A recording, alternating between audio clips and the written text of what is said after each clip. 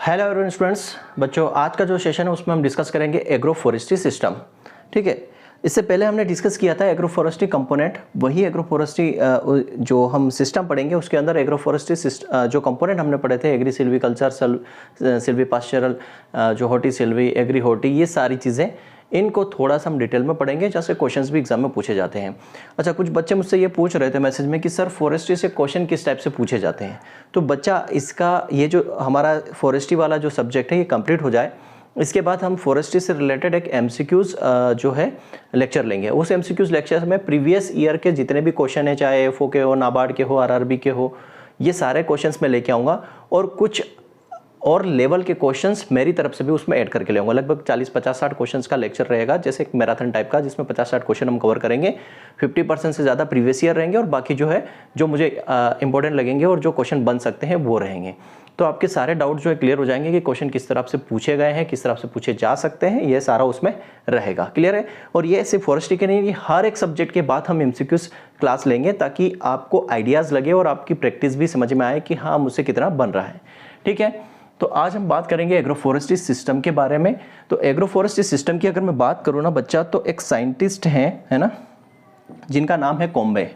ठीक है, नाम क्या है? कोम्बे। ये जो साइंटिस्ट हैं उन्होंने 1982 में लगभग 24 एग्रो फॉरेस्ट्री सिस्टम दिए थे। क्या दिए थे? 24 एग्रो फॉरेस्ट्री सिस्टम दिए थे। 24 एग्रो फॉरेस्ट्री सिस्टम का मतलब समझते हो? जैसे एग्री सिल्वी सिस्टम, ठीक है, agri silvi pasture system, agri horti system, horti silvi system, aqua forestry system, इस प्रकार के लगभग 24, लगभग नहीं टोटल 24 एग्रो फॉरेस्ट्री सिस्टम दिए थे कोम्बे ने। ठीक है, ये याद रखना इसके अंदर। अब यहाँ पे एग्रो फॉरेस्ट्री सिस्टम है, इसको क्लासीफाई किया गया है अलग अलग तरीके से। भाई एग्रो फॉरेस्ट्री सिस्टम तो है लेकिन इसको भी अलग अलग तरीके से क्लासीफाई किया गया है। तो जो क्लासिफिकेशन है या जो क्राइटेरिया है, कई जगह आपको क्लासिफिकेशन मिलेगा या क्राइटेरिया लिखा मिलेगा। तो जो क्लासिफिकेशन है ना, क्लासिफिकेशन बोलूँ या मैं बोल दूँ क्राइटेरिया, ठीक है, क्या बोल सकते हैं? Criteria of agro forestry system. तो एग्रो फॉरेस्ट्री सिस्टम के लिए क्लासिफिकेशन या क्राइटेरिया क्या है? तो ये जो क्लासिफिकेशन की बात करें ना बच्चा, तो क्लासिफिकेशन है, ये एक साइंटिस्ट हुए हैं नैयर, इन्होंने 1985 में क्लासीफाई किया था एग्रो फॉरेस्ट्री सिस्टम को, जिसके अंदर इन्होंने 4 एग्रो फॉरेस्ट्री सिस्टम के बारे में बात की थी। ठीक है, इनका जो क्लासिफिकेशन है, जो क्राइटेरिया है, वो 4 प्रकार का है। क्या है? पहला है स्ट्रक्चरल बेसिस। क्या है? Structural basis. ठीक है, इसको आप क्राइटेरिया बोल सकते हो, क्लासिफिकेशन बोल सकते हो, और क्या बोल सकते हो इसको? और इसको हम बेसिस भी बोल सकते हैं। ठीक है, इसको हम बेसिस भी बोल सकते हैं। ठीक, तो स्ट्रक्चरल बेसिस पे एग्रो फॉरेस्ट्री सिस्टम का जो है ये क्लासीफाई किया हुआ है। दूसरा आता है आपका सोशियो इकोनॉमिक बेसिस पर, सोशियो इकोनॉमिक बेसिस पर। ठीक है, सोशल और इकोनॉमिक दोनों बेसिस पर। ठीक है, नंबर 3 हम बात करें तो यहाँ आ जाएगा आपका फंक्शनल बेसिस पर। फंक्शनल बेसिस पर क्या होगा? Agro forestry systems. और नेक्स्ट वन जो है वो है 4th, वो आ जाएगा आपका इकोलॉजिकल बेसिस पर, इकोलॉजिकल बेसिस पर। तो ये 4 प्रकार से जो है क्राइटेरिया है यहाँ पर, या क्लासिफिकेशन है एग्रो फॉरेस्ट्री को क्लासीफाई करने, एग्रो फॉरेस्ट्री सिस्टम को क्लासीफाई करने के लिए। Structural basis, socio economic basis, function basis और इकोलॉजिकल बेसिस। तो बच्चा आज के लेक्चर में हम डिस्कस करेंगे क्या? Structural basis. ठीक है, स्ट्रक्चरल बेसिस, उसके बाद ये छोटे छोटे से हैं तो नेक्स्ट लेक्चर में 2 या 3 ये कवर करेंगे। और उसके बाद एक लेक्चर आपका होएगा कौन सा? फॉरेस्ट्री एक्ट्स या उसके इंस्टीट्यूशन से रिलेटेड, और एक लेक्चर आपका टर्मिनोलॉजी से रिलेटेड होगा। तो ऑलमोस्ट 3-4 लेक्चर और इसमें होंगे। और आप जो है ये जो है बच्चों को चिंता है कि सर कोर्स कब पूरा होगा, काफ़ी लेट है, अगस्त में शुरू किया है, कैसे क्या होगा? तो कोई चिंता नहीं बच्चा, मैं ऐसा नहीं करूंगा कि अगस्त में शुरू किया है तो बाकी लोगों की तरह शॉर्ट में पढ़ा दूं और कोर्स पूरा करवा दूं और भैया मेरे को पैसा मिल गया, अपना काम खत्म। ऐसा नहीं है। एक तो फ्री पढ़ा रहा हूं, दूसरी चीज़ मैं वैसा नहीं करूंगा कि शॉर्ट में पढ़ाकर ख़त्म कर दो, है ना, वैसा नहीं है। जैसा लॉन्ग टर्म कोर्स में पढ़ाता हूँ, पेड कोर्स में पढ़ाता हूँ, वैसा ही पढ़ाऊँगा, नोट्स भी वैसे ही दूंगा और पूरा वैसे ही पढ़ाऊँगा और कोर्स पूरा करवाऊँगा, ये मेरी आपकी गारंटी। अगर कोर्स नहीं पूरा करा पाता हूँ तो अभी मैं एलाइड सब्जेक्ट आपको पढ़ा रहा हूँ, जो यूट्यूब पर नहीं है, एलाइड सब्जेक्ट पढ़ा रहा हूँ। एलाइड सब्जेक्ट पढ़ाने के बाद अगर ऐसा लगेगा कि हमारे पास टाइम कम पड़ेगा तो मेरे पास एक और ऑप्शन है, वो आपको मैं बिल्कुल वहाँ पर सारी चीज़ें करवा दूंगा, ठीक है। चिंता नहीं करना, मेरे पास अल्टरनेट ऑप्शन हर चीज़ का रखा हुआ है। नहीं होता है तो फिर मेरे पास एक और ऑप्शन है, तो कोई बात नहीं। अभी हम चल रहे हैं अपने हिसाब से, अभी एक लेक्चर ले रहा हूँ, अभी 15 अगस्त के बाद 2 या 3 लेक्चर्स लूँगा, तो वैसे भी हमारा कोर्स को बाय डिफ़ॉल्ट ही हम जो जिस स्पीड से चल रहा है कंप्लीट हो जाएगा। तो आज हम बात करेंगे स्ट्रक्चरल बेसिस पे, ठीक है। सबसे पहले बात करेंगे हम किस पे, स्ट्रक्चरल बेसिस पे, ठीक है। तो स्ट्रक्चरल बेसिस पर क्या होगा, कैसे होगा क्लासिफिकेशन। तो स्ट्रक्चरल बेसिस पर बात करें तो स्ट्रक्चरल बेसिस होता क्या है, स्ट्रक्चरल मतलब क्या है। जब हम इसे स्ट्रक्चर की बात करें, जैसे हमारा बॉडी का स्ट्रक्चर है, जैसे पेड़ पौधों का स्ट्रक्चर है, वैसे ही क्या होता है कि जो एग्रो फॉरेस्ट्री सिस्टम है उसमें स्ट्रक्चरल बेसिस पे क्लासिफिकेशन, जैसे हमारा एग्री सिल्वीकल्चर क्या आते हैं, कंपोनेंट आते हैं। स्ट्रक्चरल बेसिस में क्या आते हैं, कंपोनेंट आते हैं। मतलब कि उस कंपोनेंट के अंदर कंपोजिशन क्या है। स्ट्रक्चरल बेसिस का मतलब क्या है, स्ट्रक्चरल बेसिस का मतलब है कि जो आपका कंपोनेंट है, जैसे agri silvi system, agri silvi system क्या है, ये कंपोनेंट है। तो इस कंपोनेंट में कंपोजिशन क्या है, तो इस कंपोनेंट में कंपोजिशन है एग्रीकल्चर प्लस फॉरेस्ट्री, मतलब एग्रीकल्चर क्रॉप और ट्री, ये इसका कंपोजिशन हो गया। फिर इसके अंदर ये भी पूछा जाता है कि जो स्पेस है, स्पेस के अकॉर्डिंग उसका अरेंजमेंट कैसे करोगे उन कंपोनेंट का। मतलब आपने एग्रीकल्चर भी लिया है, साथ में ट्री भी लिए हैं, पेड़ पौधे भी लिए हैं, तो जो क्रॉप है और जो पेड़ है इनको स्पेस के बेसिस पर, मतलब जगह के बेसिस पर, स्थान के बेसिस पर कैसे अरेंज करोगे, टाइम के बेसिस पर कैसे अरेंज करोगे, पीरियड मतलब कि कोई 4 महीने में आ जाती है फसल, कोई 3 महीने में आ जाती है, कोई 8 महीने में आती है, तो टाइम के बेसिस पर कैसे उसको हम अरेंज करेंगे, ये स्ट्रक्चरल बेसिस पे आता है। वर्टिकल स्ट्रेटिफिकेशन कैसे रखेंगे, ये सारा स्ट्रक्चरल बेसिस के अंदर आता है। तो स्ट्रक्चरल बेसिस मतलब क्या होता है, स्ट्रक्चरल बेसिस का मतलब ये होता है इट इज रिफर्स टू, अब इसके अंदर देखो क्या क्या है, आप इसमें बोल सकते हो composition, composition of the component. जो कंपोनेंट है, जो भी कंपोनेंट्स हैं, उन कंपोनेंट्स का कंपोजिशन क्या होगा। कंपोनेंट्स मतलब एक एग्जांपल लिख भी देता हूं ताकि आप कंफ्यूज ना हो। कंपोनेंट मतलब जैसे कि एग्री सिल्वीकल्चर, ये आपका कंपोनेंट है ना। तो इसके अंदर कंपोजिशन क्या होगा, तो एग्री मतलब हो गया भैया ये कंपोनेंट कौन सा है, एग्री सिल्वीकल्चर। तो कंपोजिशन क्या है यहाँ पर, एग्रीकल्चर मतलब कि क्रॉप हो गई, सिल्वीकल्चर मतलब कि यहाँ पे फॉरेस्ट हो गया, मतलब ट्री हो गया, है ना, पेड़ हो गए। तो ये इसके अंदर कंपोजिशन हो गया। दूसरा इसमें spatial arrangement, spatial arrangement of, spatial arrangement of the component, of the component. तो जो कंपोनेंट है आपका एग्री सिल्वीकल्चर, ये कंपोनेंट है। अब इसमें जो स्पाशियल अरेंजमेंट कैसे रखोगे, मतलब कि यहाँ पर आप क्रॉप ले रहे हो प्लस यहाँ पर ट्री ले रहे हो, तो स्पेस के अकॉर्डिंग, जगह के अकॉर्डिंग इसका अरेंजमेंट कैसा होगा, ठीक है। जैसे मान लो हम फॉरेस्ट प्लांट लगा रहे हैं, मतलब कि प्लांटेशन कर रहे हैं, जैसे मान लो कि आम का बगीचा लगाया आपने, है ना, और बीच में आप क्रॉप भी ले रहे हो, तो स्पाशियल अरेंजमेंट मतलब कि जगह जो है, स्थान जो है, उसका अरेंजमेंट कैसे है। मतलब जैसे 10 बाई 10 पे आपने आम लगाया है, बीच में आपने मान लो जो है जिंजर लगा ली, प्याज लगा लिए, तो स्पाशियल अरेंजमेंट की यहाँ पर बात हो रही है। तो स्पाशियल अरेंजमेंट कैसे होगा। नेक्स्ट यहाँ पर बात होती है आपका temporal arrangement of different component, temporal arrangement of, temporal arrangement of different component. जो भी अलग अलग कंपोनेंट है, डिफरेंट कंपोनेंट है, उनका टेम्पोरल अरेंजमेंट क्या होगा, कंपोनेंट। टेम्पोरल का मतलब यहाँ पर होता है बच्चा टाइम, टाइम की बात हो रही है, यहाँ पर टाइम की बात हो रही है कि टाइम के अकॉर्डिंग, टाइम मतलब कि उसका ड्यूरेशन ऑफ क्रॉप, कोई क्रॉप 4 महीने में आ रही है, कोई 6 महीने में आ रही है, कोई 8 महीने में आ रही है, तो उसके अकॉर्डिंग, टाइम पीरियड के अकॉर्डिंग उसका अरेंजमेंट करना, जो कंपोनेंट है यहाँ पर, ठीक है। जैसे मान लो आपने क्रॉप्स लिया, एग्री होर्टी लिया, हॉर्टिकल्चर क्रॉप ले ली, साथ में एग्रीकल्चर क्रॉप ले ली, तो कौन किस टाइम पे जो है मेच्योर हो रही है, कौन किस टाइम पे पक रही है, क्रॉप के अंदर की बात कर रहा हूँ मैं, ठीक है, क्योंकि हॉर्टिकल्चर क्रॉप तो साल 2 साल 3 साल, बट कितने टाइम तक आप वहाँ पर क्रॉप करोगे वो उस बेसिस पर।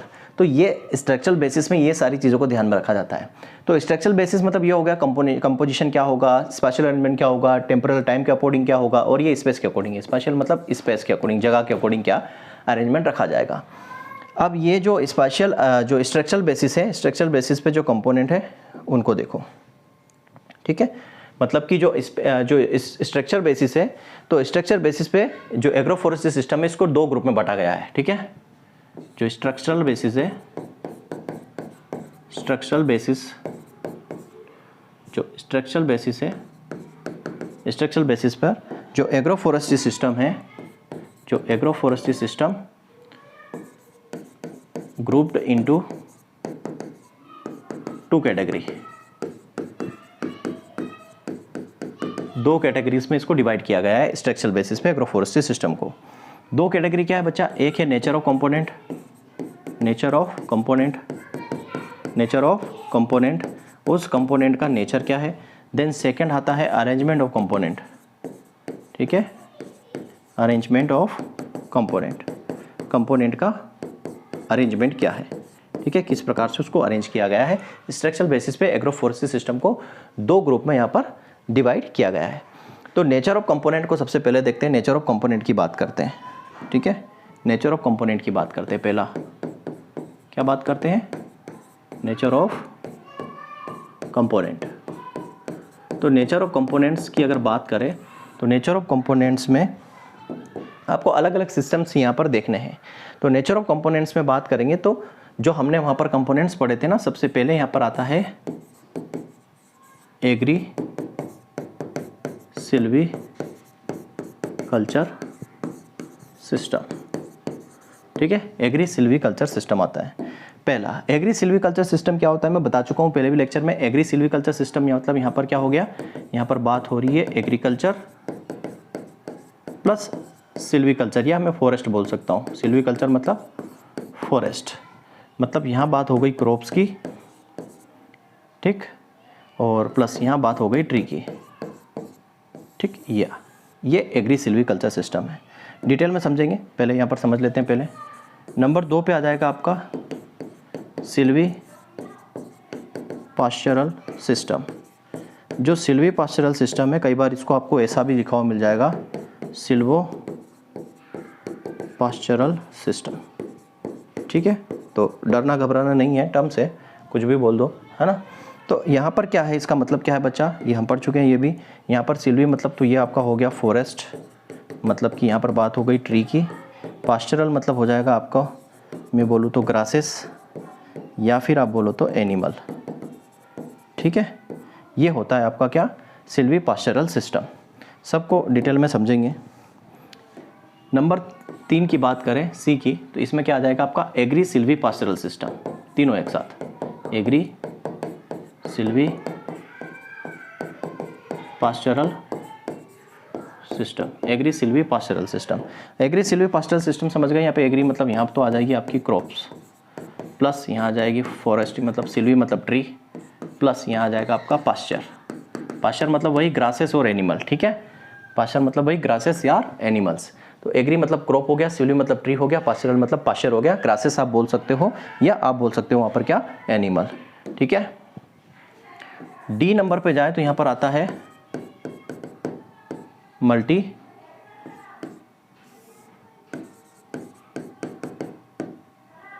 मल्टीपर्पज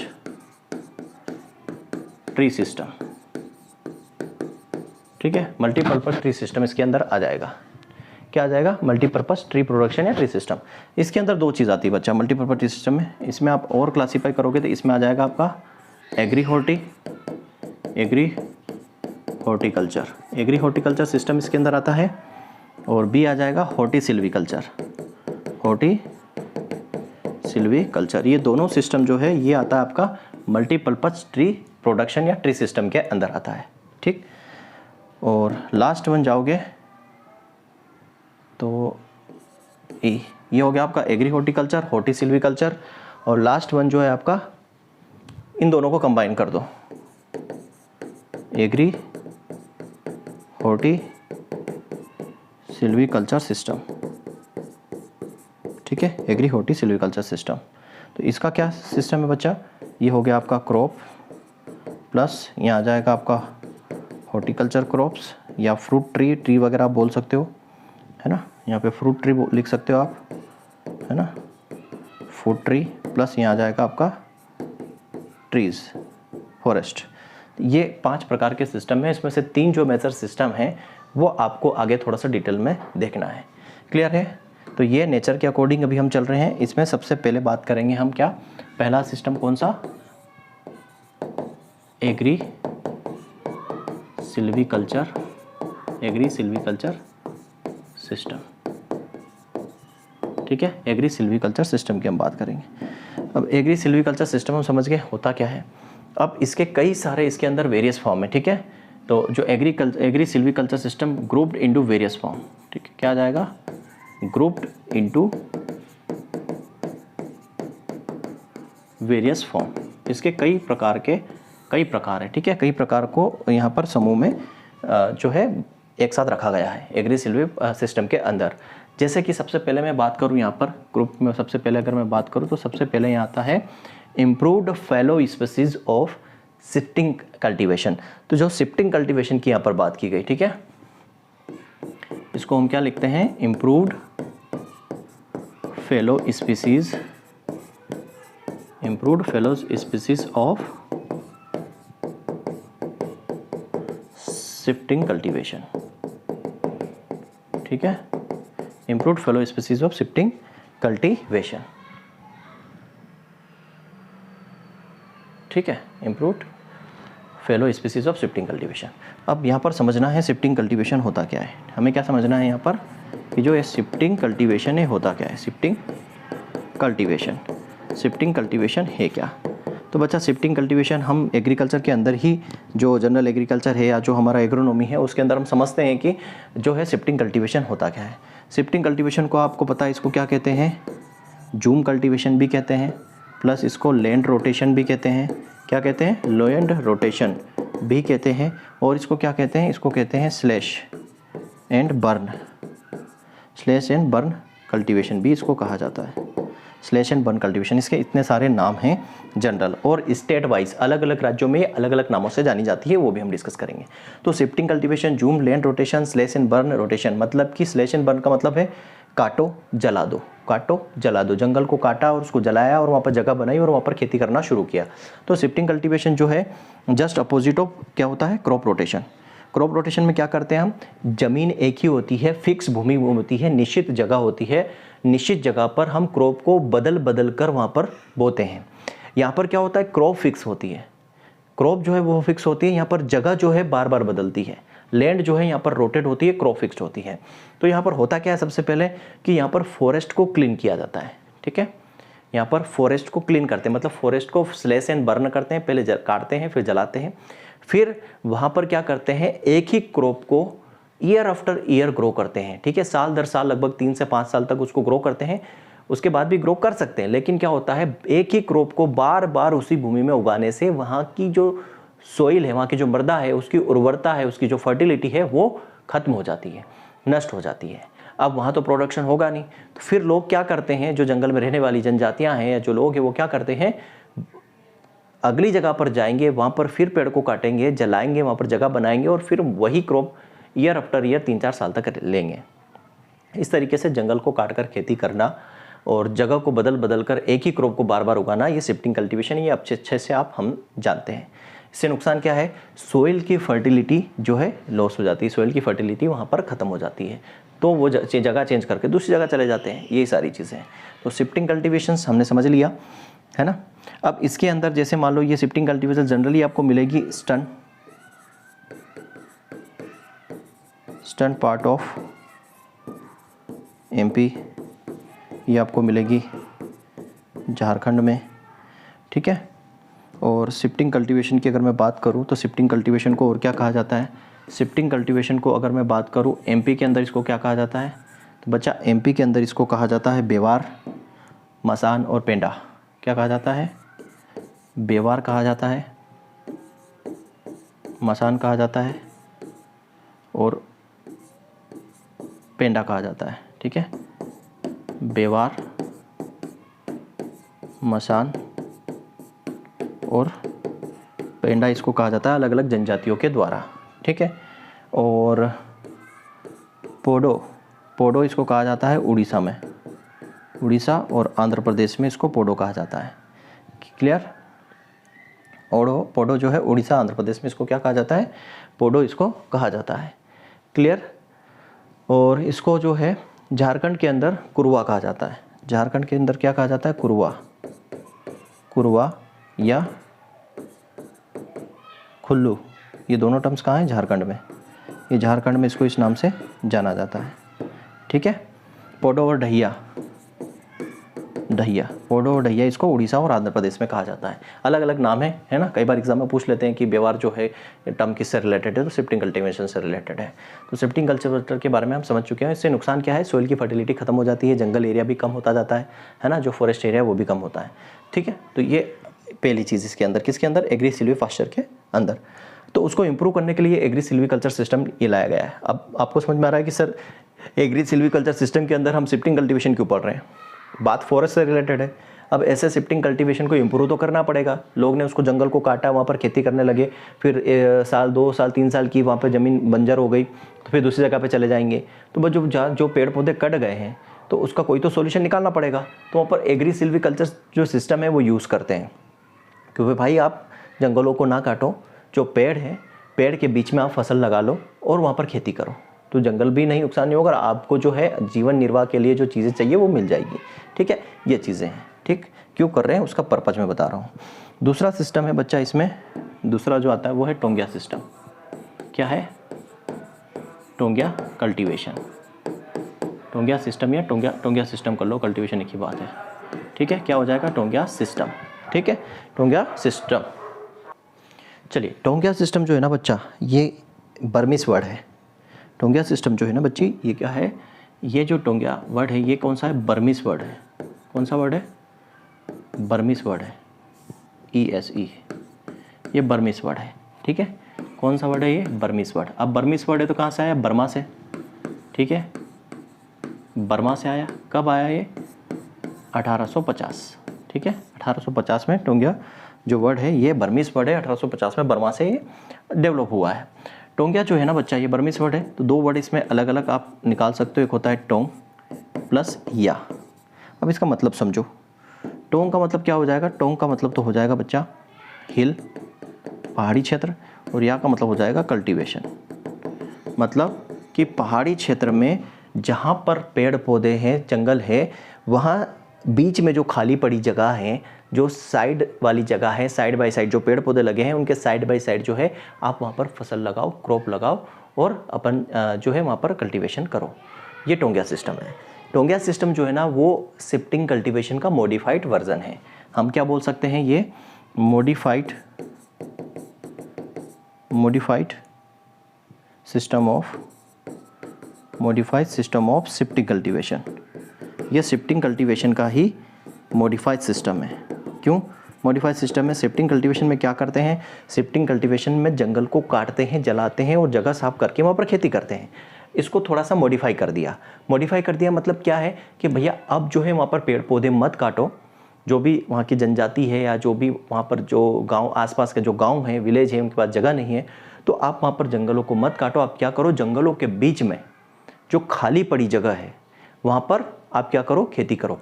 या फिर क्या है कि ये आपका फील्ड है, यहाँ पर आपने लगाए पेड़। ठीक है, ये पेड़ आपने लगाए यहाँ पे। अब ये खाली पड़ी जगह है, यहाँ पर आप क्या ले लो, क्रॉप ले लो, यहाँ पर फसल ले लो।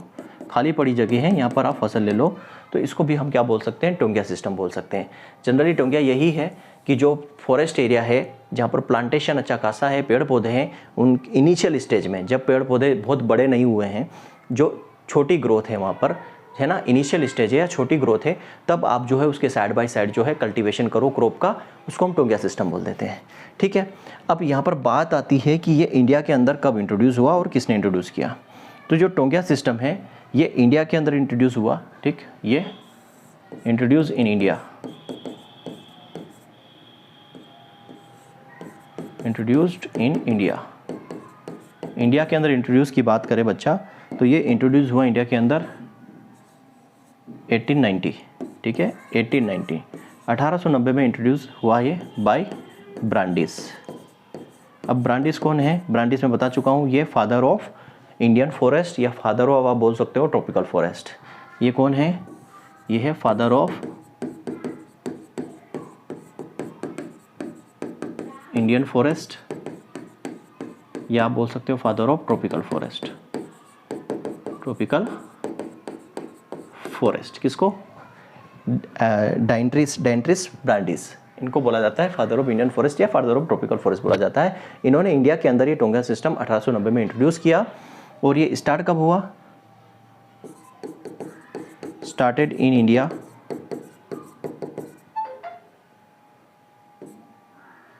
(1896) in North Bengal, North Bengal में। ठीक है, ये कब स्टार्ट हुआ? ये स्टार्टेड इन इंडिया। इंडिया के अंदर ये सिस्टम कब चालू हुआ? भाई इंडिया के अंदर लाए थे 1890 में ब्रांडिस साहब, लेकिन इंडिया के अंदर नॉर्थ बंगाल में जो है नॉर्थ वाला एरिया है बंगाल का, वहाँ पर 1896 में ये स्टार्ट हो गया था टोंगिया सिस्टम। क्लियर है टोंगिया सिस्टम के बारे में? टोंगिया सिस्टम क्या होता है ये मैंने आपको समझा दिया। ठीक है, चलो टोंगिया सिस्टम के बाद अगर हम बात करें, ये हमारा टोंगिया सिस्टम हो गया कंप्लीट।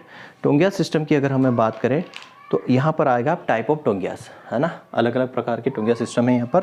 तो अब हम बात करते हैं type of taungya system, types of taungya system या टोंगिया कल्टीवेशंस के प्रकार, टाइप की अगर हम बात करें तो कई सारे टाइप है। मेजरली यहाँ पर बात करें 3 टाइप है। सब जैसे पहला आता है डिपार्टमेंटल टोंगिया। ठीक है, डिपार्टमेंटल टोंगिया। डिपार्टमेंटल टोंगिया क्या होता है? डिपार्टमेंटल टोंगिया का मतलब होता है कि जो फॉरेस्ट डिपार्टमेंट है, फॉरेस्ट डिपार्टमेंट क्या करता है कि जो प्लांटेशन करता है ना, प्लांटेशन करता है मतलब कि पौधे जो लगाता है, उनके साइड बाय साइड में अगर वो क्या करे, क्रॉप्स को लगाए, एग्रीकल्चर क्रॉप्स को लगाता है, तो उसको हम डिपार्टमेंटल टोंगिया कहते हैं। सीधी सी बात है। और इसका मेन उद्देश्य क्या होता है बच्चा? इसका मेन उद्देश्य होता है कि जो वीड ग्रोथ है, जो वीड है, जो खरपतवार है, उसको कंट्रोल करना। ठीक है, ठीक, मतलब क्या हो गया यहाँ पे? Agriculture crop and plantation are raised by forest department. क्या आ जाएगा? Raised by forest department. ठीक है, मतलब कि क्रॉप के साथ साथ जो प्लांटेशन है, प्लांटेशन, ठीक है, मतलब कि यहाँ पर आपके पास पेड़ पौधे हैं। ठीक है, ये पेड़ पौधे हैं, इनके बीच में अगर खाली जगह है तो इनके बीच में फॉरेस्ट डिपार्टमेंट के द्वारा अगर यहाँ पर क्रॉप लगाई जा रही है, खाली जगह में क्रॉप लगा रही है साइड बाय साइड, तो उसको हम डिपार्टमेंटल फॉरेस्ट बोल देते हैं। इसका मेन एम क्या है? इसका मेन जो एम है, वो उद्देश्य है, वो क्या है बच्चा? इसका मेन उद्देश्य है कि भाई यहाँ पर खरपतवार की जो ग्रोथ होती है वो कंट्रोल हो जाएगा। तो हम बोल सकते हैं कंट्रोल वीड ग्रोथ। जो वीड की ग्रोथ है उसको कंट्रोल करना इसका मेन एम है। दूसरा, इससे फ़ायदा क्या होता है कि वहाँ के जो लोकल पीपल है, जो आसपास के लोग हैं, उनको एम्प्लॉयमेंट मिल जाता है डेली बेसिस पे, उनको मजदूरी मिल जाती है, उनको रोज़गार मिल जाता है डेली बेसिस पे। ठीक है, तो एग्रीकल्चर क्रॉप और प्लांटेशन को फॉरेस्ट डिपार्टमेंट के द्वारा करना डिपार्टमेंटल टोंगिया कहलाता है। और इसका मेन उद्देश्य होता है कि जो खरपतवार हैं, जो वीड है, उसकी ग्रोथ को कंट्रोल करना। और इससे क्या होता है? एम्प्लॉयमेंट जो है डेली बेसिस पर लोकल पीपल्स को वहाँ पर मिल जाता है ये काम करने के लिए। तो इसको बोलते हैं डिपार्टमेंटल टोंगिया। सेकेंड आता है यहाँ पर लीज्ड टोंगिया। लीज्ड टोंगिया क्या होता है बच्चा? लीज्ड टोंगिया मतलब है कि आपके पास अगर भूमि है, ज़मीन है, वो आप क्या कर दो, पैसों के एवज में, है ना, पैसों के एवज में आप उसको लीज पे दे दो। जो भी आपको ज़्यादा पैसा देगा उसको आप लीज पे दे दोगे, और उसमें आप एक इंश्योर करोगे, मतलब उसमें एक आप क्या करोगे, कमिटमेंट उससे लोगे, जिससे भी लीज पे दोगे। क्या कमिटमेंट करोगे कि भैया ये जो हमारे पेड़ हैं, जो प्लांटेशन है, इनकी आपको देखभाल करनी होगी। समझ में आ रही भाई? कि आप जो है, जो ज़मीन है ना, ये मान लो कोई फार्मर है, उसकी ये एक फार्मर है, उसकी एक ज़मीन है, और इसने अपने क्या कर रखा है, इसने अपने यहाँ पर क्या लगा रखा है, ये जो है प्लांट यहाँ पर लगा रखे हैं। ठीक है, ये फॉरेस्ट जो है यहाँ पर उसने या प्लांटेशन कर रखा है, कोई भी साल के पेड़ वगैरह। तो अब जो है आप जिसको भी लीज पे दोगे, ठीक है, ये ए फार्मर है, ये किसको, बी को क्या दे रहा है, लीज पर दे रहा है। ठीक है, लीज पर दे रहा है, तो इसको एश्योर करना पड़ेगा कि ये क्या करेगा, इससे इंश्योरेंस लेगा या इससे कमिटमेंट लेगा कि ये जो मेरे पेड़ हैं, इसकी देखभाल करनी होगी, इसकी केयर करनी होगी, तभी मैं आपको लीज पे दूंगा। लीज का देने का मतलब है कि यहाँ बीच में आप वो क्रॉप लेगा, ठीक, बीच में वो क्या लेगा, क्रॉप लेगा। तो क्रॉप लेगा तो भाई तुझे इसकी क्रॉप तू ले, कोई दिक्कत नहीं है, इसलिए तुझे को लीज पे दे रहे हैं और सामने वाला इसलिए लीज पे ले रहा है, लेकिन तुझे ये पेड़ जो है, जो प्लांटेशन है, इसकी केयर करनी पड़ेगी, ठीक है। मतलब क्या है, तो यहाँ पर क्या हो जाएगा हमारा, यहाँ पर हो जाएगा लैंड गिवन टू लीज, ठीक है, जो भी भूमि है, जो लैंड है, वो लीज पे देनी है, land given for lease to raising crops with assures care of plantation, care of plantation, ठीक है। मतलब कि जो लैंड है, जो भूमि है, वो आपको लीज पे दे दी जाएगी लोकल पीपल को for the raising agriculture crop in assure care of tree plantation, ठीक है, केयर ऑफ ट्री प्लांटेशन। मतलब given to the local people, किसको देंगे, तो लोकल पीपल को देंगे, जो आसपास के लोग हैं उनको देंगे, for rising of crops with ensure care of tree plantation. जो ट्री प्लांटेशन है, जो पेड़ पौधे लगे हैं, जो पौधे लगे हैं वहाँ पर उसकी आपको केयर करनी पड़ेगी। आप अगर क्रॉप लगा रहे हो साथ में लगाओ, लेकिन आपको उनकी केयर करनी पड़ेगी, इसको लीज टोंगिया कहते हैं, ठीक है। इसके बाद नेक्स्ट जो आता है बच्चा नंबर 3, वो आता है विलेज टोंगिया। क्या आता है, विलेज टोंगिया, ठीक है। विलेज टोंगिया बच्चा जो है, ये सबसे सक्सेसफुल फॉर्म है, ठीक है। ये हम बोल सकते हैं most successful of the all 3 टोंगियाज। जितने भी टोंगियाज हमने पढ़े, ऑल 3 टोंगियाज मतलब कि आपने डिपार्टमेंटल टोंगिया पढ़ा, लीज टोंगिया पढ़ा और विलेज टोंगिया। इन तीनों में सबसे बेस्ट जो है वो विलेज टोंगिया है, या मोस्ट सक्सेसफुल जो है वो विलेज टोंगिया है। विलेज टोंगिया का मतलब क्या है बच्चा, ये सबसे मोस्ट सक्सेसफुल है। तो विलेज टोंगिया का यहाँ पर मतलब क्या है, क्रॉप आपको राइज करनी है, ठीक है। देखो समझना बात को, ये मान लो जंगल है, ठीक, और जंगल में ये है यहाँ पर क्या है, विलेज, ठीक। मान लो जंगल के अंदर भी गांव रहते ही हैं, है ना, ये विलेज। अब मान लो ये बंदा ए है, अब इसको क्या करना है, विलेज टोंगिया मतलब कि फार्मिंग करनी है। तो ये अगर मान लो ये जो बंदा है, ये यहाँ पर विलेज में जाकर क्या हो जाए, सेटल हो जाए, ठीक। क्यों सेटल हो रहा है ये, कि भाई यहाँ पर इसको क्या करनी है, खेती करनी है, फार्मिंग करनी है, ठीक है, जो क्रॉप लगानी है, जो प्लांटेशन है उसके बीच में, है ना। तो ये जो फॉरेस्ट है, फॉरेस्ट के अंदर गांव है, वहाँ पर एक बंदा जाकर रहने लगे, सेटल हो जाए, किसके लिए, कि भैया मुझे यहाँ पर क्रॉप लगानी है। कब तक सेटल रहेगा, 3-4 साल तक, जब तक वहाँ पर क्रॉप लेगा वो। तो जब वो सेटल हो जाता है उस पर्पज़ के लिए, तो इसको हम बोलते हैं विलेज टोंगिया। तो यहाँ पर विलेज टोंगिया की डेफिनेशन क्या हो जाएगी बच्चा, उसको लिखना, यहाँ हो जाएगा crop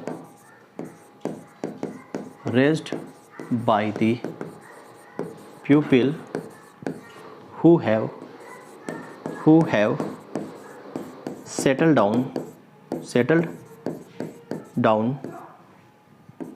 in the village inside the forest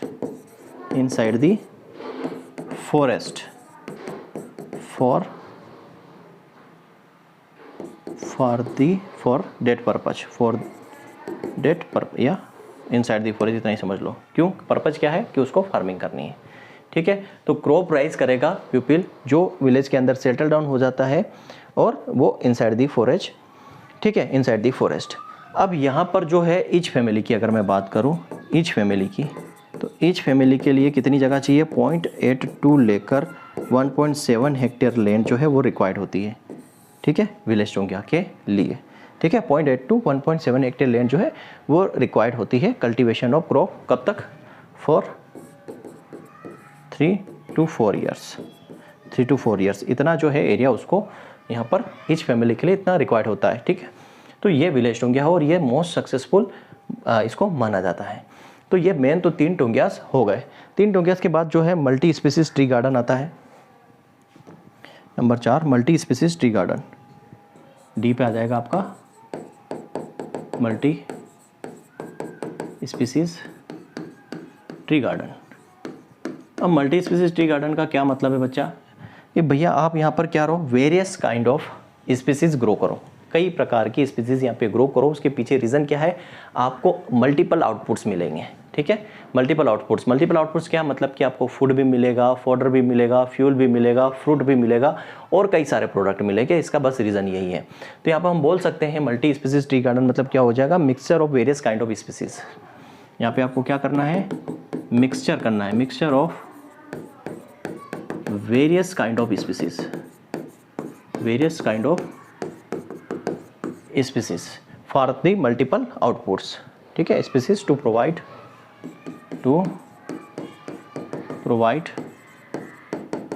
multiple outputs. अब मल्टीपल आउटपुट्स में क्या बच्चा, आपको यहाँ पर food, fodder, fuel, fodder, fuel और क्या मिलेगा, फ्रूट्स, है ना, फ्रूट्स एंड अदर प्रोडक्ट।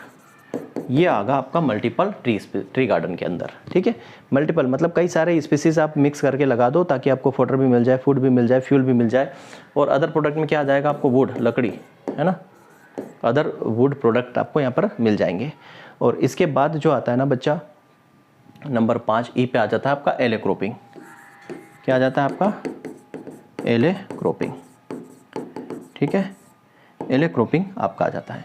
अच्छा, एले क्रॉपिंग क्या होता है, ये हम कई बार डिस्कस कर चुके हैं। एले क्रॉपिंग क्या होता है ठीक, इसको क्या बोला जाता है, हेज रो इंटरक्रॉपिंग, हेज रो इंटरक्रॉपिंग भी इसको बोलते हैं। ठीक है, दोनों तरफ हेज है, बीच में आपने क्या किया, क्रॉप्स लगा दी। तो यहाँ पर यह तो हमने पहले ही पढ़ चुका है कि जो रो क्रॉप होती है, मतलब जो ट्री क्रॉप होती है, ट्री क्रॉप की जो रो है उसके बीच में अगर हम क्रॉप लगा रहे हैं तो उसको हम क्या बोलते हैं, उसको हम एले क्रॉपिंग बोलते हैं। तो एले क्रॉपिंग का मतलब क्या हो गया, क्रॉप आर प्लांटेड, या हम बोल सकते हैं क्रॉप इज प्लांटेड। जो क्रॉप है planted in, crop is planted in inter space between tree row. ठीक है, ट्री रोज मतलब कि ट्री की जो रो है, मान लो एक रो ये है, ठीक है, एक रो ये है, एक रो ये है, इसके बीच में क्या ले रहे हो आप, क्रॉप्स ले रहे हो, तो इसको हम बोलते हैं एले क्रॉपिंग। ठीक है, इसको हम क्या बोलते हैं, एले क्रॉपिंग हम कहते हैं। तो पर्पज क्या है इसका है कि to maintain crop yield and improvement of, एक तो हम क्या करें, क्रॉप यील्ड को बढ़ाएंगे और इंप्रूवमेंट करेंगे सोइल माइक्रोक्लाइमेट। ठीक, पर्पज क्या है इसका, पर्पज क्या है, तो टू मेंटेन या हम बोल सकते हैं इंक्रीज क्रॉप यील्ड, क्रॉप की यील्ड को क्या करेंगे, मेंटेन करेंगे, इंक्रीज करेंगे। इसके अलावा क्या करेंगे, इम्प्रूवमेंट करेंगे। इससे क्या होगा, improvement of soil and microclimate. Microclimate मतलब क्या होता है बच्चा, माइक्रोक्लाइमेट का मतलब होता है, समझ लो माइक्रोक्लाइमेट क्या होता है, जैसे मान लो ये क्रॉप है हमारी, ठीक है, ये क्रॉप है, ठीक है, इस माइक्रोक्लाइमेट का मतलब होता है कि ये क्रॉप है और ये हमारी नीचे सोइल है। ठीक, तो इस क्रॉप के आसपास का जो क्लाइमेट होता है, ये क्रॉप के आसपास का जो क्लाइमेट होता है, ये इसको बोलते हैं माइक्रोक्लाइमेट। ठीक, जो इकोलॉजी के अंदर पढ़ते हैं कि जो क्रॉप के आसपास का जो क्लाइमेट होता है, सोइल सरफेस के जस्ट अबाउ जो क्रॉप एरिया है, क्रॉप एरिया के आसपास का जो क्लाइमेट होता है उसको हम माइक्रोक्लाइमेट कहते हैं। इसका इंप्रूवमेंट होगा, साथ में वीट कंट्रोल। और क्या पर्पज है, वीट कंट्रोल। ठीक है, वीट को कंट्रोल करना, ये भी पर्पज इसमें होता है एले क्रॉपिंग का। ठीक, एले क्रॉपिंग में भैया लेआउट कैसे बनाते हैं, इसका लेआउट क्या होगा, लेआउट का मतलब इसका डिज़ाइन वगैरह कैसे होगी। तो इसमें आप देखोगे कि इसमें आप लेआउट की बात करें तो रो टू रो डिस्टेंस आ जाएगा, प्लांट टू प्लांट डिस्टेंस आ जाएगी, क्या रखनी पड़ेगी। देन आपको यहाँ पर क्या आ जाएगा, डायरेक्शन ऑफ ट्री का डायरेक्शन आपको क्या रखना है। ठीक है, ये सारी चीज़ें, जैसे रो टू रो की बात करें तो 4 से 8 मीटर रखना है, प्लांट टू प्लांट की बात करें तो 25 सेंटीमीटर से लेकर आप 2 मीटर तक रख सकते हो। डायरेक्शन रखनी है आपको ईस्ट वेस्ट डायरेक्शन रखनी है, ठीक है। डायरेक्शन क्या रहेगी, ईस्ट वेस्ट डायरेक्शन रहेगी। तो ये जो है एले क्रॉपिंग के बारे में हो गया। अब एले क्रॉपिंग के अलावा बच्चा आगे जो दो आएगा उसमें एग्जाम्पल बस देखना है, तो उसको मैं थोड़ा सा यहाँ पर आपके साथ शेयर कर लेता हूँ, ठीक है। ओके ओके ओके ओके, क्या आएगा, FO के नाम से, ठीक है बच्चा, ठीक। ये नंबर 4 पे आप जाओगे, ठीक है। मैं देख लेता हूँ एक बार विजिबल है कि नहीं, ठीक है विजिबल है। नंबर 4 पे उसी में आगे पढ़ रहे हैं हम, ठीक है। किसमें, जो एग्री सिल्वी पास्चर में हम पढ़ रहे थे ना। अभी तक हमने पढ़ा क्या, पहला हमने पढ़ा शिफ्टिंग कल्टीवेशन, दूसरा हमने पढ़ा टोंगिया, और शिफ्टिंग पढ़ा, टोंगिया पढ़ा। टोंगिया के बाद हमने क्या पढ़ा, मल्टीपल ट्री गार्डन पढ़ा, उसके बाद मल्टी ट्री गार्डन पढ़ा, उसके बाद हमने पढ़ा क्या, एले क्रॉपिंग पढ़ा। 4 है ना, 4 के बाद ये नंबर 5 है, इसको 5 कर लेना, ठीक है। नंबर 5 सुधार लेना इसको, 4 के बाद ये नंबर 5, ठीक है। ये 5 है, ये नंबर 6 हो जाएगा और ये नंबर 7 हो जाएगा, ठीक है। 4 5 6 7। तो नंबर 6 पे क्या है, नंबर 5 पे क्या है, multipurpose tree and shrub for farmland, ठीक है। फार्मलैंड, जो हमारे फार्म की जो भूमि है, मतलब जो हमारा खेत है, उस पर आप या तो मल्टीपर्पज़ ट्री या श्रब लगाओ। तो उसके एग्जाम्पल बस आपको याद रखना है कि multipurpose tree employed in agro forestry कौन कौन से हैं। तो आपको देखना, ल्यूकेनिया, ठीक है, ल्यूकोसिफेला, ठीक है, एकोसिया है, एल्बिडा है, कैसिया सिमिया है, ठीक है। तो ये एग्जाम्पल्स है बच्चा, ये आपको याद रखना है। जैसे एजेरेक्टिका इंडिका है, तो ये मल्टीपर्पज़ ट्री और श्रब ऑन फार्मलैंड, फार्मलैंड पर मल्टीपर्पज़ ट्री और श्रब आपको लगाना है। तो इसमें सिर्फ एग्जाम्पल्स है, तो एग्जाम्पल आपको पढ़ना है। फिर crop combination with plantation crop, crop combination with plantation crop, जो भी प्लांटेशन क्रॉप है उसके साथ हमें क्या लेना है, एग्रीकल्चर क्रॉप लेना है। जैसे पेरिनियल ट्री हो गई एंड श्रब हो गए, जैसे कॉफ़ी ये प्लांटेशन में आता है, टिया हो गया, कोकोनट हो गया, कोकाओ हो गया, इनके बीच में आपको क्या लेना है, क्रॉप। जैसे मान लो ये कॉफ़ी है, कॉफ़ी के बीच में हमने क्या ले ली, यहाँ पर कोई भी क्रॉप ले ली, ठीक है। तो इसको हमें crop combination with plantation crop, ये भी एक सिस्टम है, किसका, एग्री सिल्वी सिस्टम है, ठीक। फिर agro forestry for fuel wood production. अब फ्यूल वुड प्रोडक्शंस के लिए ट्री की स्पीसीज देख लो कौन कौन सी है। तो ये एकेशिया निलोटिका, ठीक है, एल्बिजिया है, कैशिया है। तो ये सारे एग्जाम्पल से जो आपको याद करना है, ठीक है। इसमें कुछ भी नहीं था एक्सप्लेनेशन जैसा, तो बस एग्जाम्पल है। ये 5 6 7 सिस्टम्स टोटल यहाँ पे हो गए। अब आता है बच्चा नेक्स्ट सिस्टम आपका, ठीक है। इसके बाद आता है आपका नेक्स्ट सिस्टम, सिस्टम नंबर 2, क्या, Silvi pastoral system, Silvi pastoral system. बच्चा अभी हम पढ़ रहे हैं क्या, nature of component. Nature of component में हमने एग्री सिल्वी सिस्टम पढ़ा, अब उसी के अंदर हम सिल्वी पास्चरल सिस्टम पढ़ रहे हैं, ठीक है। एक बार रिकैप ले लेंगे, पूरा क्लियर है। तो यहाँ पर अभी आपको समझ में आया, सिल्वी मतलब तो यहाँ हो गया ट्री, ट्री क्रॉप, पास्चरल मतलब हो जाएगा आपका ग्रासेस, आप ग्रासेस ले सकते हो, या यहाँ पर आपका आ जाएगा एनिमल, ठीक है। ये आपका लेना है।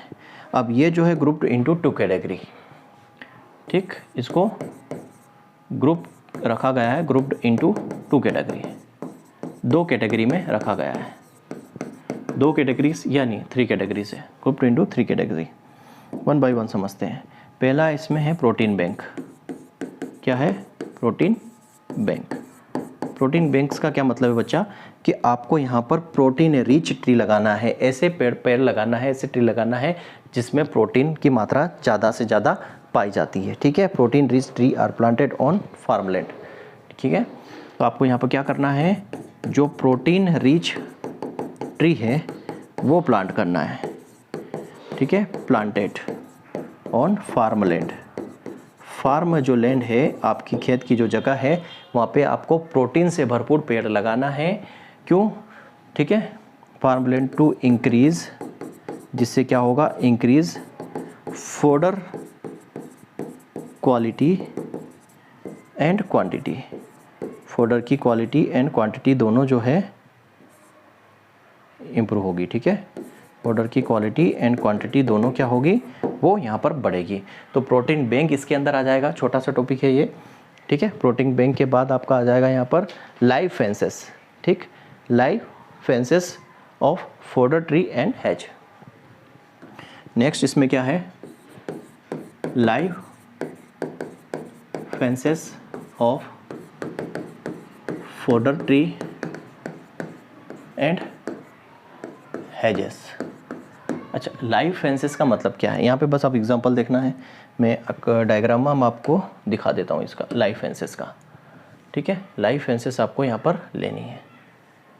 ठीक, ये आप देखोगे, ये लाइव फेंसेस, इसको बोलते हैं लाइव फेंस, है ना। एक तो फेंसिंग हम करवाते हैं तार की, या दीवार बना देते हैं, तार की बना देते हैं, सीमेंट कंक्रीट की बना देते हैं, वो तो फेंस है, वो लाइव नहीं। लाइव फेंसेस का मतलब होता है पेड़ पौधों को ही फेंस का रूप दे देना। जैसे ये बना दी, मेहंदी की फेंस बना दी, एक डायग्राम और होगा, है ना। ठीक, उससे आप और समझ पाओगे। इसको बोलते हैं लाइव फेंस। लाइव फेंस का मतलब क्या होता है ये आप समझ जाओगे इससे। ठीक, ये आप देखो, ये है ना, ये क्या करा कि जो प्लांट था उसी को क्या बना दिया, उसी से क्या बना दी, फेंसिंग कर दी। ठीक है, इसको बोलते हैं लाइव फेंस। तो लाइव फेंस में भी आपको क्या मिलेंगे, अलग अलग यहाँ पर क्या मिलेंगे, एग्जाम्पल्स मिलेंगे। जैसे प्रोटीन बैंक में एग्जाम्पल याद रखना है मेनली, है ना।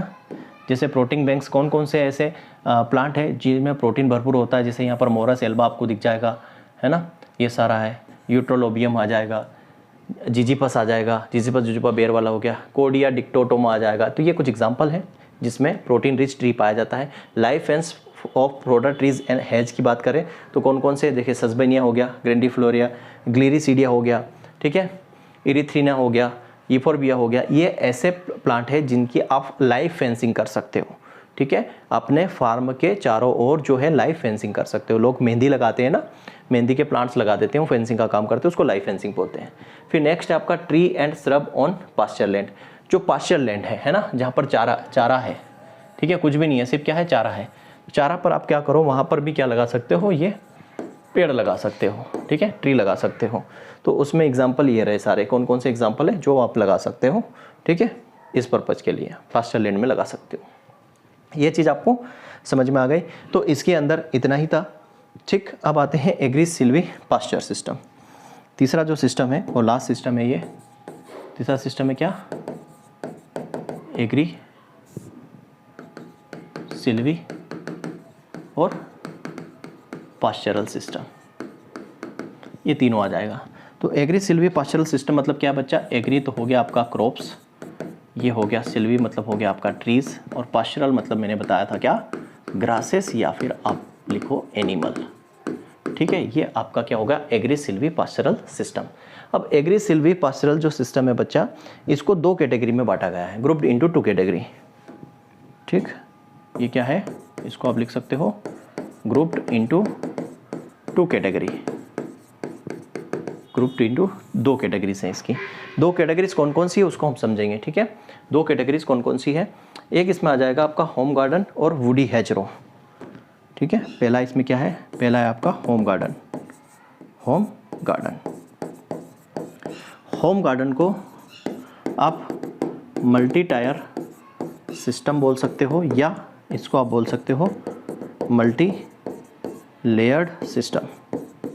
मल्टी लेयर सिस्टम बोल सकते हो, और इसी को क्या बोल सकते हैं हम, होम स्टेट, होम स्टेट बोल सकते हैं। एक बच्चे ने कमेंट से मुझे पूछा था कि सर होम स्टेट फॉरेस्ट क्या होता है। होम स्टेट फॉरेस्ट भी बच्चा इसी को बोलते हैं, होम गार्डन को।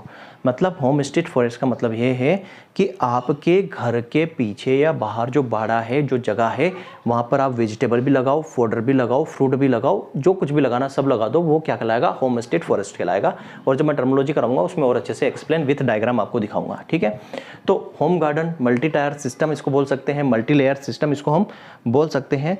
इसमें कितना एरिया चाहिए बच्चा, अगर आपको ये करना है, होम गार्डन करना है, तो उसके लिए एरिया चाहिए 0.2 से लेके 0.5 हेक्टेयर इसके एरिया लगता है। ये कहाँ पर जनरली होता है, जहाँ पर हाई रेनफॉल हो, high rainfall and tropical condition हो, ट्रॉपिकल कंडीशन हो, high rainfall and tropical condition हो, वहाँ पर ये बहुत अच्छा होता है या सूटेबल होता है। ऐसा बोल सकते हैं कि सूटेबल फॉर हाई रेनफॉल, जो रेनफॉल जहाँ पर अच्छी खासी होती है, जो ट्रॉपिकल कंडीशन है, ट्रॉपिकल क्लाइमेट है, वहाँ पर ये अच्छे से सूटेबल होता है। और यहाँ पर आप क्या कर सकते हो होम गार्डन में, होम गार्डन में आप लगाओगे क्या, ट्री लगा सकते हो, आप श्रब लगा सकते हो, आप वेजिटेबल लगा सकते हो। ठीक है, वेजिटेबल लगा सकते हो, आप हर्बेशियस हर्बासियस प्लांट लगा सकते हो। ये सारा आप कर सकते हो इसके अंदर, ठीक है। इसी को बोलते हैं हम होम गार्डन या होम स्टेड फॉरेस्ट, ठीक है। चलिए एग्जाम्पल इसके देखना हो तो एग्जाम्पल आप देखो ये होम गार्डन के, ठीक है। एग्जाम्पल देखो होम गार्डन के क्या है, ये सारे आपके एग्जाम्पल हैं, आप लगा सकते हो। ये पेड़ लगा सकते हो, ये ट्री के हैं। जैसे आपने आम लगा दिया, आपने जैसे सिट्रस पेड़ लगा दिया, आपने अमरूद लगा दिया, आपने कोकस न्यूसीफेरा लगा दिया, आपने नीम का पेड़ लगा दिया, आपने आम का पेड़ लगा दिया। ये सारा आपका क्या हो जाएगा, जैसे कि भाई घर के पीछे गार्डन है, इसको होम गार्डन किसको बोलेंगे भाई। आपके पास 0.2 या 0.5 हेक्टेयर एरिया है जहाँ पर अच्छा आपके पास ट्रॉपिकल कंडीशंस है, तो वहाँ पर आम का पेड़ लगा दिया आपने, वेजिटेबल्स लगा दिया आपने, श्रब लगा दिए है ना, झाड़ियाँ लगा दिया आपने, हेजेस बना दिया, ये सारा आ जाएगा आपका होम गार्डन के अंदर। दूसरा इसके अंदर आता है टाइप 2 में, इसी में मतलब बी, होम गार्डन के बाद दूसरा इसमें क्या है, इसमें आता है वुडी हेजरो। वुडी हेजरो इसके अंदर आता है, ठीक है। क्या आता है इसमें, वुडी हेजरो इसके अंदर आता है। तो वुडी हेजरो में कुछ नहीं है। वुडी हेजरो किसके लिए, वुडी हेजरो बच्चा ये होता है फॉर मल्चेस, ठीक है। क्या करना है, मल्चेस करना है, या ग्रीन मैन्योर करना है, ग्रीन मैन्योर बनाना है, या सॉइल कंजर्वेशन करना है, सॉइल का कंजर्वेशन करना है। तो उसके लिए एग्जाम्पल कौन कौन से, ये देखो वुडी हेज प्लांट में कौन कौन से एग्जाम्पल है। तो ये देख सकते हो वुडी हेज प्लांट में अगर आपको मल्चेस करना है, या आपको सॉइल कंजर्वेशन करना है, या ग्रीन मैन्योर करना है, तो इरिथ्रीनिया हो गया, ठीक है, लुकेनिया हो गया, सस्बेनिया हो गया ग्रीन मैन्योर के लिए। तो ये एग्जाम्पल्स मेनली आपको याद रखना वुडी हेजरो के लिए। क्लियर है बच्चों। अब यहाँ पर बात आती है कि ये तो आपका हो गया क्या, नेचर ऑफ कंपोनेंट। अब इसमें जो बी आता है वो है अरेंजमेंट ऑफ कंपोनेंट, ठीक है। Arrangement of component, arrangement of component क्या है, तो अरेंजमेंट ऑफ कंपोनेंट का मतलब समझो यहाँ पे कैसे आप अरेंज करोगे। तो यहाँ पे अरेंजमेंट दो तरीके से होगा, स्पाशियल अरेंजमेंट, एक होगा आपका क्या, स्पाशियल अरेंजमेंट, स्पाशियल अरेंजमेंट, और दूसरा यहाँ होता है टेम्पोरल अरेंजमेंट, टेम्पोरल अरेंजमेंट, ठीक है। स्पाशियल अरेंजमेंट और टेम्पोरल अरेंजमेंट। तो ये डिफरेंट टाइम, टेम्पोरल का मतलब हो गया कि different time period, different time period, different time period. Different time period का मतलब होता है जैसे हार्वेस्टिंग का टाइम अलग अलग होना चाहिए, मैच्योरिटी टाइम अलग अलग होना चाहिए, ताकि उनके बीच में जो कंपटीशन है वो ना हो, जीरो कंपटीशन हो, तो हार्वेस्टिंग टाइम अलग अलग होना चाहिए। अब यहाँ पे बात करते हैं किसकी, स्पेशल में। स्पेशल की अगर मैं बात करूँ तो यहाँ पर आपको मिलेगा पहला, ये आ जाएगा आपको dense mixed stand. Dent mix stand का एग्जांपल है होम गार्डन, होम गार्डन।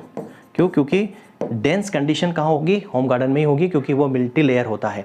आपने पहले पेड़ लगाया, पेड़ के बाद फिर आपने क्या लगाया, वो मतलब कि जैसे मान लो मल्टी टायर का मतलब हो गया पेड़ लगाया, जैसे कोकोनट लगाया, उसके बाद आपने बनाना लगाया, बनाने के बाद आपने लगा दिया, मान लो आपने वहाँ पर हल्दी लगा ली, जो सेड लविंग प्लांट है वो लगा दिए, तो वो काफ़ी डेंस हो जाता है वो। तो डेंस मिक्स स्टैंड की बात करें, स्पेशल में जगह की बात करें जो काफ़ी डेंस हो जाता है, बहुत पास हो जाता है, तो उसमें आता है आपका होम गार्डन। क्यों, क्योंकि यहाँ पर जैसे मान लो ये आपने पेड़ लगाया, पेड़ के बाद उससे छोटा आपने मान लो बनाना लगा दिया, उसके बाद मान लो यहाँ पर आपने सेड लविंग प्लांट्स क्रॉप लगा दी, तो ये काफ़ी डेंस हो जाएगी स्पेस के पॉइंट ऑफ व्यू से, ठीक है। और दूसरा इसमें आता है sparse mixed stand. Sparse mix stand का मतलब हो जाता है दूर दूर। तो tree with pasture, tree in pasture, जो पास्चर लैंड है, जो पास्चर जगह है, जो चारा वाली जगह है, मान लो ये, तो यहाँ पर आपने क्या किया, दूर दूर कहीं बिखरा हुआ जो है पेड़ पौधे लगा दिए, यहाँ पर पेड़ लगा दिए, तो इसको हम क्या बोलेंगे, स्पार्स मिक्स्ड स्टैंड बोलेंगे, ठीक है। फिर जोनल अरेंजमेंट आ जाता है, नंबर 3 जो है इसमें आ जाता है zonal arrangement. Zonal arrangement, zonal arrangement क्या हो, ये दो प्रकार का होता है, एक माइक्रो जोनल, ठीक है, माइक्रो जोनल, एक हो जाएगा मैक्रो जोनल। माइक्रो में क्या आ जाता है बच्चा, माइक्रो में आपका आ जाएगा इले क्रॉपिंग, जो आपकी एले है, एले क्रॉपिंग इसमें आ जाती है, और बाउंड्री क्रॉपिंग, क्या आ जाएगा, बाउंड्री क्रॉपिंग, ये दोनों इसमें आती है माइक्रो के अंदर, और इसमें आ जाएगा मैक्रो के अंदर सोल क्रॉपिंग सिस्टम, ठीक है, सोल क्रॉपिंग इसके अंदर आ जाता है, एक ही क्रॉप लेना है, ठीक। ये आपका यहाँ पर कंप्लीट होता है स्ट्रक्चर बेसिस पर एग्रो फॉरेस्ट्री सिस्टम। जो एग्रो फॉरेस्ट्री सिस्टम हमने एक स्ट्रक्चर बेसिस पे लिया था, एक बार पूरा रिकेप ले लेते हैं, ठीक है, एक बार आपका पूरा रिकेप यहाँ पर ले लेते हैं, क्या हमने समझा था, ठीक है। स्ट्रक्चरल बेसिस पे हम समझ रहे थे कोम्बे ने 1982 में जो है 24 एग्रो फॉरेस्ट्री सिस्टम दिए थे। फिर हमने समझा कि जो क्लासिफिकेशन है 4 प्रकार का, structural basis, socio economic basis, function basis, ecological basis. तो हम आज पढ़े थे स्ट्रक्चरल बेसिस पे। तो स्ट्रक्चरल बेसिस पे हमने समझा कि स्ट्रक्चरल बेसिस में है क्या, जो कंपोनेंट है उसका कंपोजिशन क्या होता है, जो कंपोनेंट है उसका स्पेस के अकॉर्डिंग अरेंजमेंट कैसे होता है, जो कंपोनेंट है उसका टाइम के अकॉर्डिंग अरेंजमेंट क्या होता है। ये तीनों चीज़ें हमने समझी है। कैसे समझे बताता हूँ। यहाँ पर हमने सबसे पहले स्ट्रक्चर बेसिस पे इसको 2 कैटेगरी में बांटा, नेचर के बेसिस पे और अरेंजमेंट के बेसिस पे। तो सबसे पहले हम बात की यहाँ पर नेचर के बेसिस पे। नेचर के बेसिस पे पहला है अपना एग्री सिल्वीकल्चर सिस्टम, फिर सिल्वी पास्चर सिस्टम, फिर आपको एग्री सिल्वी पास्चर, तीनों ये 3 मेजर है, तीनों को हमने आगे डिटेल किया। फिर एग्री हॉर्टी और एग्री सिल्वर ये मल्टीपर्पज में आ जाता है, और एग्री हॉर्टी सिल्वी ये 5वां है। ठीक है, यहाँ पर हमने समझा पहला एग्री सिल्वी सिस्टम, ये हम नेचर ऑफ कंपोनेंट के अंदर ही है, ये कई सारे ग्रुप में बटा हुआ है। इसमें सबसे पहला अपना शिफ्टिंग कल्टीवेशन जो हमने समझा क्या होता है। शिफ्टिंग के बाद अपना आता है टोंगिया सिस्टम, वो हमने समझा कब आया, इंडिया के अंदर कब शुरू हुआ, सारी चीज़ें। 3 प्रकार का टोंगिया सिस्टम होता है, डिपार्टमेंटल होता है, लीज्ड होता है और विलेज सिस्टम होता है। विलेज सिस्टम इसमें सबसे सक्सेसफुल रहा है। ठीक, फिर हमने यहाँ मल्टी स्टोरी ट्री सिस्टम, मतलब कि आपको मल्टीपल प्रोडक्ट मिल सकते हैं, अलग अलग ट्री आप लगाते हो, अलग अलग जो है स्पीसीज यहाँ पर लेते हो तो आपको फूड फोडर वगैरह सब मिल जाता है। एले क्रॉपिंग जिसको हेज और इंटरक्रॉपिंग भी बोलते हैं, वो आप यूज़ कर सकते हो। उसके लिए आपका लेआउट क्या रहेगा वो यहाँ पर हमने समझा। ठीक है, उसके बाद लेआउट के बाद हाँ कुछ एग्जांपल 5वें नंबर पर ये multi purpose tree and shrub, इसके example crop combination with plantation crop, plantation के साथ अगर हमें एग्रीकल्चर क्रॉप लेना है तो क्या एग्जांपल रहेंगे प्लांटेशन क्रॉप के। एग्रो फॉरेस्ट्री अगर हमें फ्यूल प्रोडक्शन लेना है, मतलब कि हमें लकड़ी के उत्पादन के लिए चाहिए, एग्रो फॉरेस्ट्री कर रहे हैं तो उसमें हमें कौन कौन सी ट्री क्रॉप लगानी है, मतलब ये ट्री वो है जिससे हमें अच्छा खासा लकड़ी मिल सकती है, फ्यूल मिल सकता है। ठीक है, फिर हमने सेकंड जो है सिस्टम समझा नेचर ऑफ कंपोनेंट के अंदर। दूसरा सिस्टम है सिल्वी पास्चर सिस्टम। ये क्या होता है, ये भी 3 कैटेगरी में बटा हुआ है। प्रोटीन बैंक, मतलब हमें जो ऐसे पेड़ लगाने, ऐसे ट्री लगाने जो प्रोटीन रिच हो, जिसमें प्रोटीन अच्छा खासा पाया जाता हो। ठीक है, अच्छा खासा पाया जाता हो वो समझा हमने। तो इसके एग्जाम्पल क्या थे, इसके एग्जाम्पल ये सारे जो प्लांट है, ये जो पेड़ है जो काफ़ी अच्छा प्रोटीन इनके अंदर पाया जाता है। दूसरा हमने समझा लाइव फेंसिंग। लाइव फेंसिंग क्या होती है, जैसे ये पेड़ से हमने फेंस बना दी है ना, इसको लाइव फेंसिंग बोलते हैं। तार वगैरह से बनाते हैं या सीमेंट कंक्रीट से बनाते हैं तो वो लाइव नहीं होती। लाइव मतलब कि ये इसमें जीवन है, हम कह सकते हैं ना, ये बढ़ती रहेगी, फिर कटिंग करेंगे, बढ़ती रहेगी कटिंग करके, तो ये लाइव है। तो इसके एग्जाम्पल भी है यहाँ पर कौन कौन से आप लगा सकते हो फेंसिंग के लिए। और पास्चर लैंड में लगाना है, जो चारा वाली ज़मीन है, पास्चर लैंड है, वहाँ अगर आपको पेड़ पौधे लगाना है तो उसके एग्जाम्पल ये हो गए। फिर हमने तीसरा सिस्टम समझा agri silvi system, agri silvi pasture system, जहाँ क्रॉप ट्री और ग्रासेस तीनों आ जाए। 2 कैटेगरी में बटा हुआ होम गार्डन, ये ज़्यादातर जो है ट्रॉपिकल और हाई रेनफॉल एरिया में होता है। ये काफ़ी डेंस होता है, मतलब यहाँ पर ट्री भी लगाते हैं, श्रब भी लगाते हैं, वेजिटेबल भी लगाते हैं, हर्बेसियस प्लांट भी लगा देते हैं, तो काफ़ी डेंस हो जाता है, काफ़ी कॉम्पैक्ट हो जाता है ये। ठीक है, और वुडी हेज लगाते हैं जिसमें मल्चेस, ग्रीन मैन्योर, सॉइल कंजर्वेशन की बात की जाती है, उनके भी एग्जाम्पल्स यहाँ पर ये रह गए। ठीक, उसके बाद हमने समझा अरेंजमेंट के बेसिस पे, तो स्पेशल अरेंजमेंट, टेम्पोररी अरेंजमेंट, है ना, तीनों चीज़ पढ़ी थी हमने। पहले क्या पढ़ा था कि कंपोजिशन क्या होगा कंपोनेंट का, फिर स्पेशल अरेंजमेंट क्या होगा और टेम्पोररी अरेंजमेंट क्या होगा। तो एक पढ़ लिया हमने स्पेशल अरेंजमेंट, ये हो गया। डेंस मिक्स स्टैंड लगाना है, जो होम गार्डन आ जाएगा, स्पार्स यहाँ पर ट्री पास्चर आ जाएगा। यहाँ पर हमने समझा जोनल के अकॉर्डिंग माइक्रो में इले क्रॉपिंग आ जाएगा, मैक्रो में सोल क्रॉपिंग आ जाएगा, और टाइम के बेसिस पर डिफरेंट टाइम पीरियड आ जाएगा, मतलब हार्वेस्टिंग हमें अलग टाइम पे करनी है, मतलब ऐसे ट्री या क्रॉप लेनी है जिनका हार्वेस्टिंग टाइम अलग अलग हो, मैच्योरिटी टाइम अलग अलग हो, ये सारी हमने बात की है। तो बच्चा ये हमारा जो लेक्चर है, इसमें आज हमने स्ट्रक्चरल बेसिस कंप्लीट किया। अगले लेक्चर में हम जो है फंक्शनल है, सोशियो इकोनॉमिक है, लॉजिकल जो है बेसिस से भी इसको कंप्लीट करेंगे। उसके बाद एक लेक्चर आपका जो है जो नियम कानून के इस पर हो जाएगा, इंस्टीट्यूट कौन कौन से हैं, इसके एक्ट कौन कौन से हैं, पॉलिसीज़ कौन कौन सी है, उस पर हो जाएगा। एक लेक्चर आपका हो जाएगा टर्मोलॉजी पर, और आपका फॉरेस्ट्री ओवरऑल बेस्ट तरीके से डिटेल में कंप्लीट हो जाएगा, और नोट्स मैं आपको साथ ही साथ दे रहा हूँ। ठीक है बच्चा, थैंक यू वेरी मच। जय हिंद, जय भारत।